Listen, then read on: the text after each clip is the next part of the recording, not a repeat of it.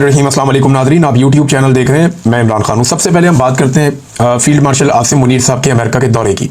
इस दौरे की ज़्यादा तफसीलात बताई नहीं गई, यानी जैसे दौरे की तफसीलात आती है ना कि फ़लाँ फ़लाँ शहर में जाएंगे, ये इवेंट होगा, इस तरीके से होगा।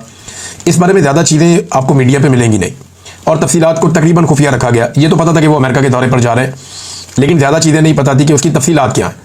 आप कुछ तफसीलात आई हैं मेरे पास, मेरे अपने सोर्सेज से, वो मैं आपके साथ शेयर करता हूँ। उनकी तस्दीक भी हो जाएगी आने वाले दिनों में।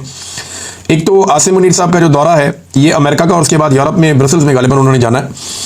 अच्छा, इस दौरे में ज़्यादा चीज़ें पब्लिक नहीं की गई, और उसकी जो बड़ी वजह मुझे पता चली है वो ये है कि ओवरसीज़ पाकिस्तानियों के एक एहतजाज का खौफ है, क्योंकि ओवरसीज़ पाकिस्तानी पाकिस्तान के मसाइल के लिए पाकिस्तान की मिलिट्री एस्टेब्लिशमेंट को जिम्मेदार समझते हैं, और वो इमरान खान साहब को एक निजात दहिंदा के तौर पर देखते हैं। और इमरान खान साहब रोज़ाना की बुनियाद पर जब भी उन्हें मौका मिलता है तो वो आसिम मुनीर साहब के किरदार के ऊपर तनकीद करते हैं, और इस वजह से ओवरसीज़ पाकिस्तानी आसिम मुनीर साहब के खिलाफ एहतजाज करते हैं। जब वो लंदन गए तो वहाँ पे भी ओवरसीज़ पाकिस्तानियों ने एहतजाज किया। जब वो अमेरिका गए इससे पहले तो वहाँ पे भी ओवरसीज़ पाकिस्तानियों ने एहतजाज किया, और इस मरतबा भी ओवरसीज़ पाकिस्तानियों की एहतजाज की वीडियो सामने आ रही हैं कि जहाँ पे ठहरे आर्मी चीफ, वहाँ पे ओवरसीज़ पाकिस्तानियों ने एहतजाज किया है। अच्छा, कुछ तफसीलात और मैं आपको बताता हूँ। एक तो प्रोग्राम कैंसिल कर दिया, और वो प्रोग्राम कैंसिल होने की वजह भी ओवरसीज़ पाकिस्तानी बने, जबकि 8 तारीख को गालिबन, मुझे तारीख में कंफर्म नहीं है, लेकिन ये 8 तारीख है जो मुझे पता चला है, ये कंफर्मेशन भी आ जाएगी।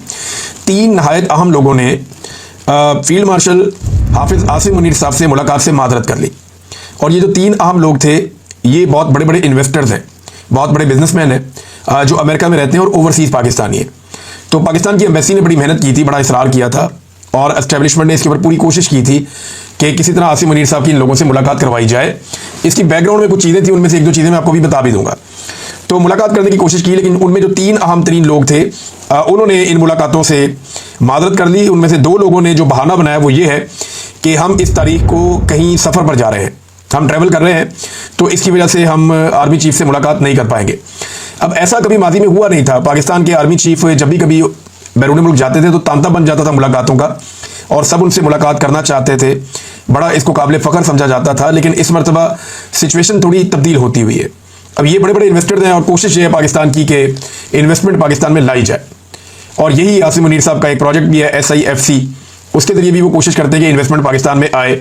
तो शायद ये इसी सिलसिले में मुलाकातें थीं, लेकिन उन्होंने मुलाकात से मादरत कर ली।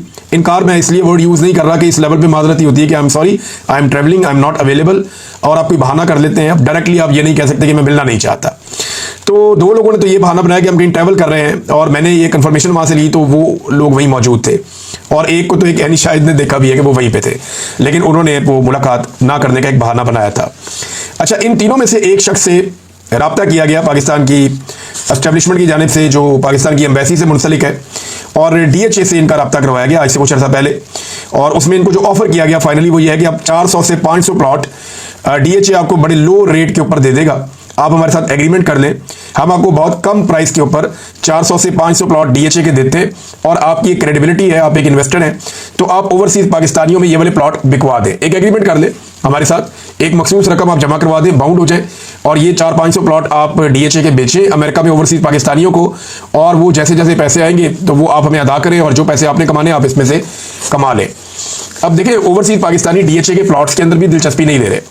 मलिक रियाद वाला फड्डा भी यही है कि मलिक रियाद एक बहुत बड़े मार्केटिंग एक्सपर्ट है, उनके पास एक बड़ी ज़बरदस्त टीम थी, और DHA को कभी ज़्यादा काम करना नहीं पड़ा। पाकिस्तान में जो भी इन्वेस्टमेंट आती थी उसमें एक बड़ा हिस्सा DHA को मिल जाता था, खासतौर पे ओवरसीज़ पाकिस्तानियों को। अभी भी एक इश्तिहार मार्केट में आया हुआ है, माजी में ये चीज़ें नहीं करनी पड़ी। DHA तो बड़े नखरे के साथ अपनी प्रॉपर्टी देते थे, क्योंकि वहाँ बहुत ज़्यादा सहूलतें, बहुत सारी चीज़ें थी, तमाम चीज़ें फटाफट बन जाती थी, इख्तियारात बहुत ज़्यादा हैं, कोई मुकाबला करने वाला नहीं है, ज़मीन का एक्वायर करना उनके लिए कोई प्रॉब्लम नहीं होता, चीज़ों को कंट्रोल करना कोई प्रॉब्लम नहीं होता। पाकिस्तान का सबसे ताकतवर इदारा उसको चलाता है और ओन करता है, तो फिर DHA जो है उसके साथ बाकी लोगों का मुकाबला करना मुश्किल होता है। तो उन्हें कोई बहुत बड़ी मार्केटिंग स्ट्रेटजी बनानी नहीं पड़ी। वजह यह है कि उनका हॉट केक की तरह माल बिकता था। अब माल बिकता नहीं है, यहाँ पे इश्तिहारात वगैरह लगे हुए हैं कि DHA Pakistan the number 1 housing choice for overseas Pakistanis, और इसमें कुछ लोग हैं जो इस बिजनेस से मुंसलिक हैं, उन्होंने ये ऐड लगाए हैं कि why overseas Pakistanis choose DHA, कि जो पाकिस्तानी ओवरसीज़ हैं वो DHA को ही क्यों मुंतखब करते हैं। सिक्योरिटी एंड ट्रस्ट, या एतमाद और सिक्योरिटी है, वर्ल्ड क्लास एमिनिटीज़, यानी बेहतरीन सहूलियात हैं, पार्क्स हैं, क्लब्स हैं, सिनेमाज हैं, हॉस्पिटल्स हैं, इंटरनेशनल स्कूल्स हैं, स्पोर्ट्स कम्प्लेक्सेस हैं, और लाइब्रेरीज वगैरह सब कुछ है, प्राइम लोकेशन है, बेहतरीन पाकिस्तान की लोकेशन है, जो बेहतरीन बड़े प्लॉट्स हैं वहाँ पे DHA बना हुआ है और इसके लिए जगह खाली करवा ली जाती है। बड़ी बड़ी ज़राई ज़मीन जो है वो बाकी रेजिडेंशियल सोसाइटियाँ भी खा रही हैं और DHA भी खा रही है। इस हमाम में सारे नंगे हैं।